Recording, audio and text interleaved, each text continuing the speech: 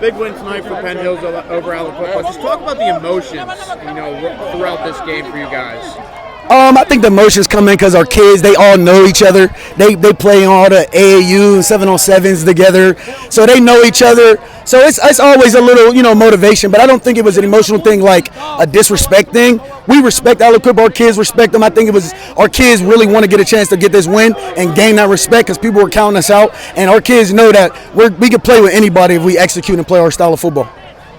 What's the message to this team throughout the first half when, so many penalties, and a game that just kind of was decided in the trenches for the most part in that first half?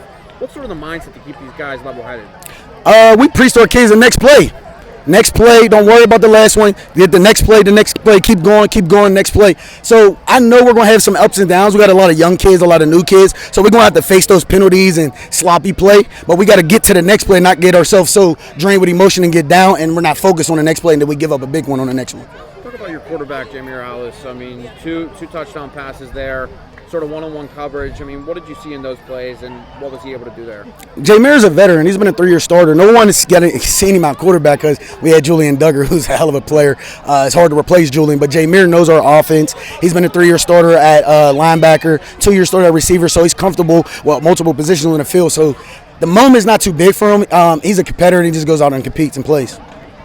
You guys were, for the most part, able to shut down Aliquippa on the ground. Zainier Brooks is a pretty good back for them. Council, very good scrambler. Just how were you guys able to contain them for the most part tonight? Honestly, I think Aliquippa has the two best backs in the Whitfield. I just think it was just a lot of preparation. I'm going to be honest, we've been watching film on these guys for almost a year. So we were making sure we were prepared for everything. And our kids bought into our game plan and they executed it. And it's very hard to tackle those type of backs for 48 minutes, and our kids stepped up to the challenge. Again, kudos to Aliquippa. I love how their culture is about their football and their community, and it's hats off to those guys. And I just thought, our kids came to play today.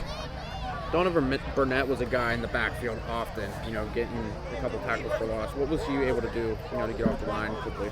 Donnie was just being Donnie. That's what we see all the time. His effort is through the roof. I'm not really surprised. That's what he does.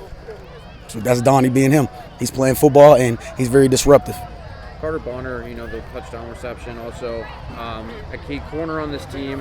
What has he meant for you guys so far this year coming in? He gives us a different dynamic we haven't had since Rayon Strader, a taller receiving threat. So it's an extra element that people have to cover when you get against a taller receiver.